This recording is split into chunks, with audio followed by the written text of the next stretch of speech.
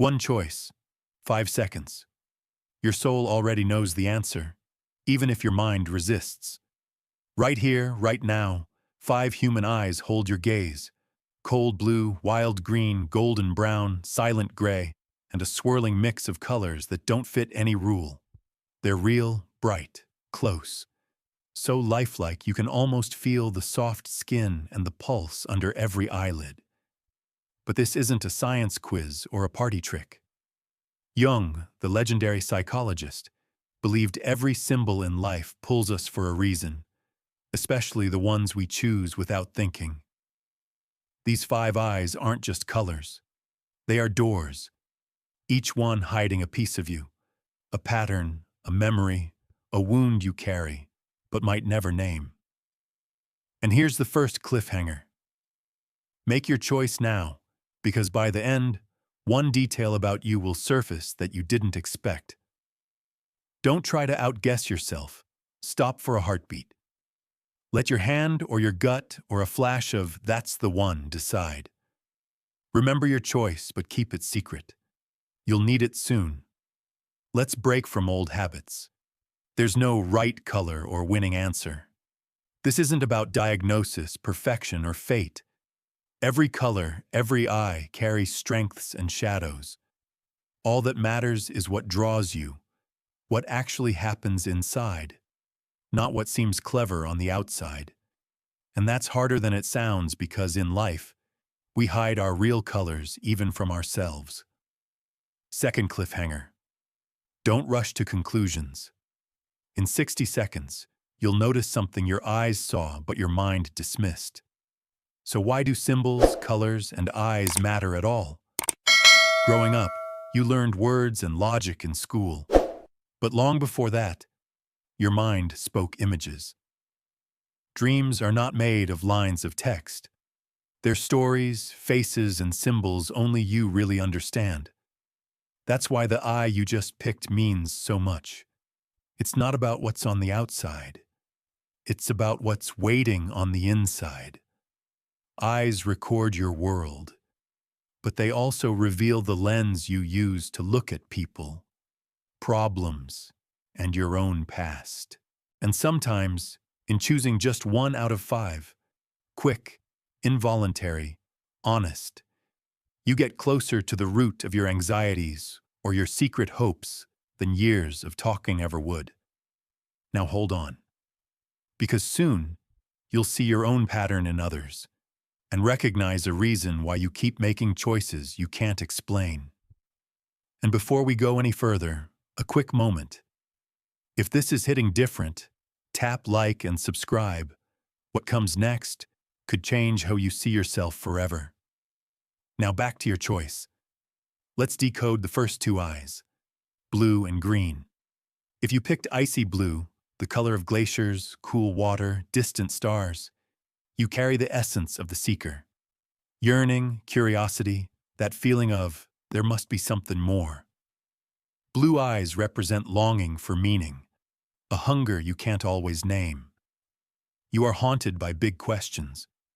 You look for purpose in places others miss.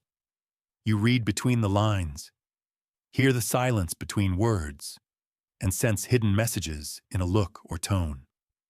This makes you charismatic. Others are drawn to people who notice what no one else does. But your mind rarely rests. Sometimes, chasing meaning becomes a way to avoid living right now. When life feels plain, you check out, dreaming of something higher, bigger, deeper. First practice. Just once in the next 72 hours, when you want to disappear into thought, stay present instead. Don't fix, don't solve, just be. Anchor phrase, I am already here. Here's the third cliffhanger. There's a reason this feeling repeats in people who grew up needing answers. It's not a flaw, it's a clue. We'll get there in one more step. Now, the green eye. If you chose this, intense and fresh, like new grass in sunlight, you hold the alchemist archetype.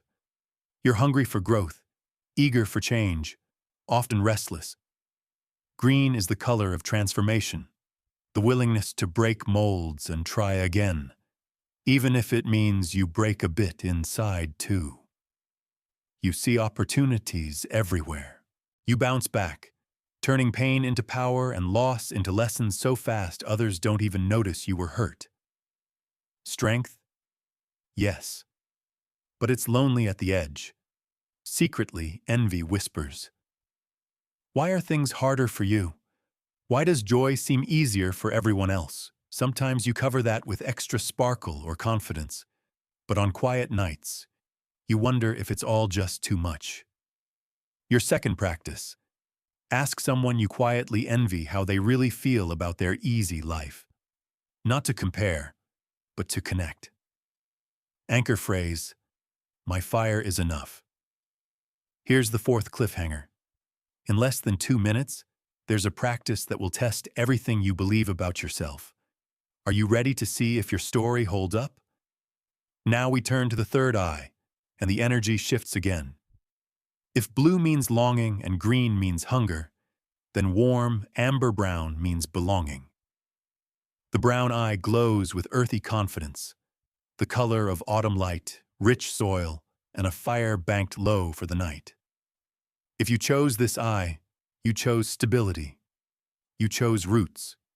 You chose the part of yourself that knows how to hold steady when the world is shaking.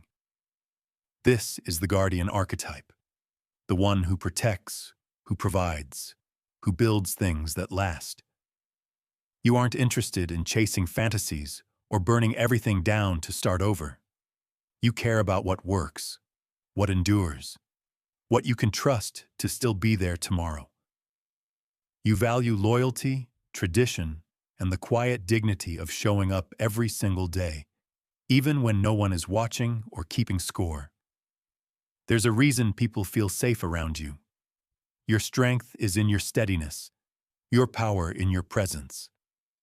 You are the friend who shows up without being asked, the partner who stays through the storm, the person people turn to when they need to feel that the ground beneath their feet is solid. There is a kind of ancient wisdom in you, a connection to something Jung called the collective unconscious, an old, stable memory that wasn't learned at this lifetime. You know things without knowing how you know them. You sense when a situation is about to collapse, or when a person isn't being honest, not through logic, but through a deep, unshakable feeling. But here is the shadow that you carry, and it's heavier than you let on. You are terrified of chaos, terrified of losing control. You're so afraid that everything you've built will crumble that you hold on too tightly. You resist change even when it's necessary, even when staying the same is slowly suffocating you. You tell yourself that consistency is a virtue, that loyalty is everything, that stability is strength, and it is. But sometimes it's also a cage. You stay in relationships that have run their course, because leaving feels like failure. You remain in jobs that drain your soul because quitting feels irresponsible. You keep repeating the same safe choices, not because they bring you joy, but because they're familiar. And familiar feels like safety, even when it's not.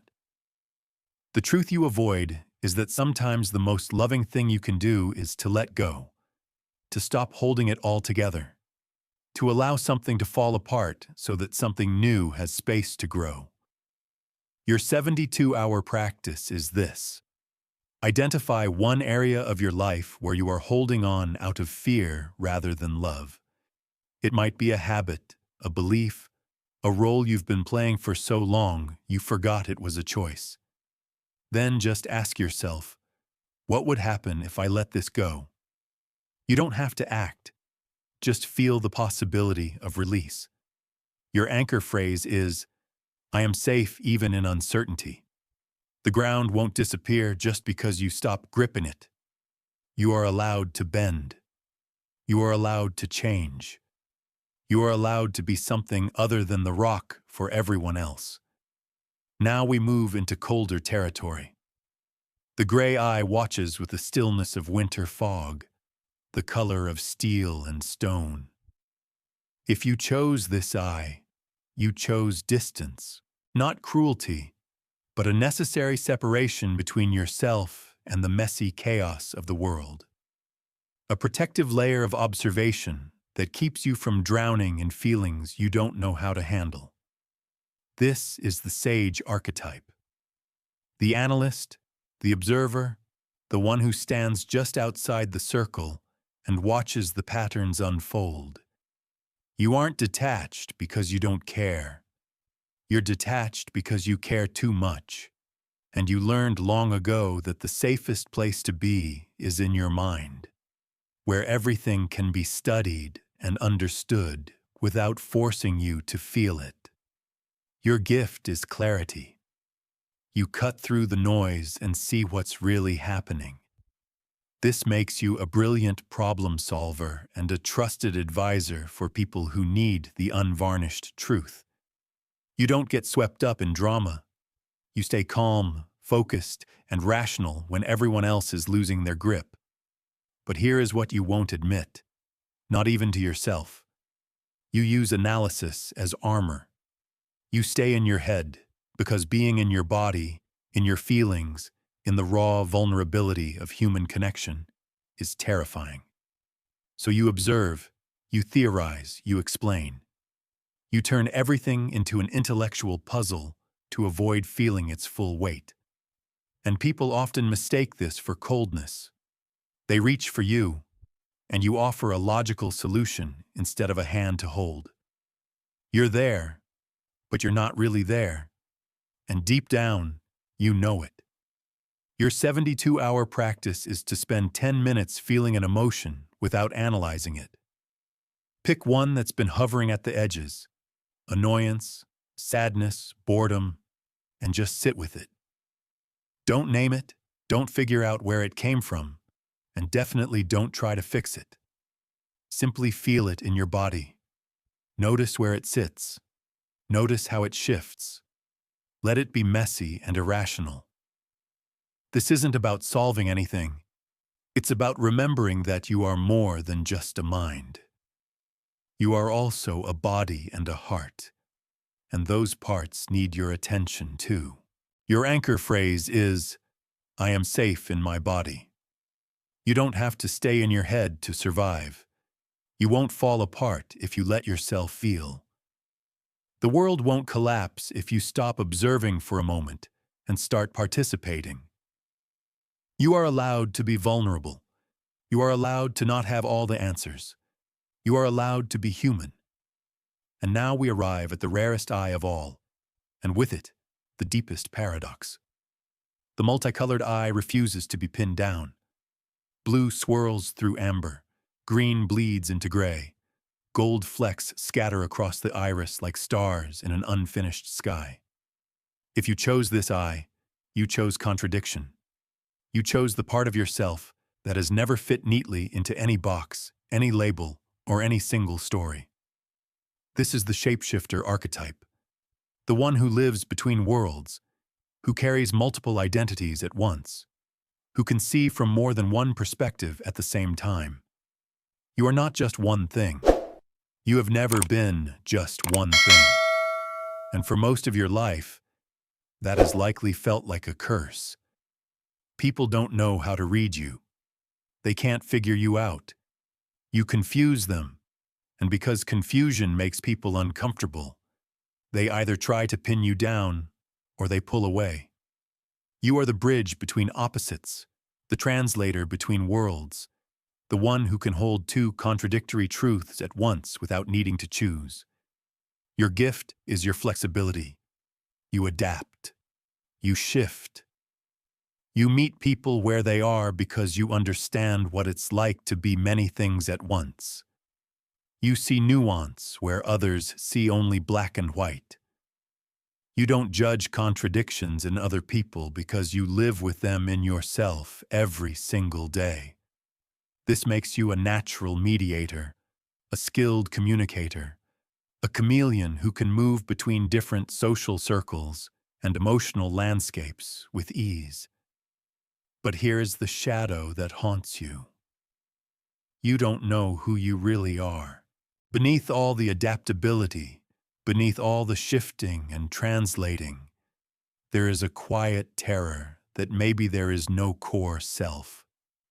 Maybe you're just a collection of masks. Maybe you've been so many different versions of yourself for so many different people that the original you got lost somewhere along the way. And this terrifies you more than anything, because if there's no solid core, what are you protecting? What are you building?